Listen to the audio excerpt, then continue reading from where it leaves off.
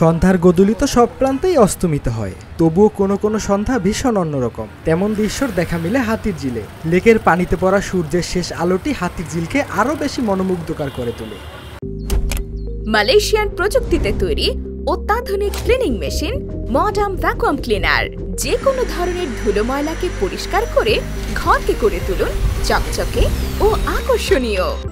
Modem, brand of luxury. সন্ধ্যা নামার সাথে সাথে পরিবার পরিজন নিয়ে দর্শনার্থীরা হাতিরঝিলের আনাচে কানাচে। হালকা মৃদু বাতাসে ঘুরতে এসে স্বস্তির নিঃশ্বাস ফেলছেন অনেকে।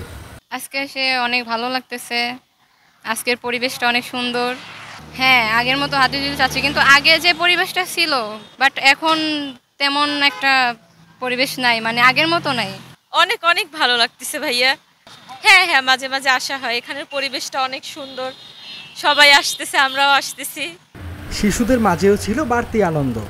হ্যাঁ, আগের থেকে আরেকটু ভালো দরকার, আগে এর থেকে আরেকটু ভালো ছিল হয়তো, এখন দেখা গেছে যে চারিদিকে আগে যে পরিষ্কার পরিচ্ছন্ন ছিল এখন একটু কম, আর একটু বেটার হইলে আর একটু ভালো হইতো এই আর কি।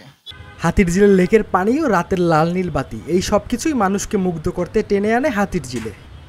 আসলে অ্যাকচুয়ালি হচ্ছে আগের পরিবেশের সাথে বা আগের হাতিরঝিলের সাথে এখন এটা কম্পেয়ার করলে দেখা যাবে যে আগেরটাই বেস্ট ছিল।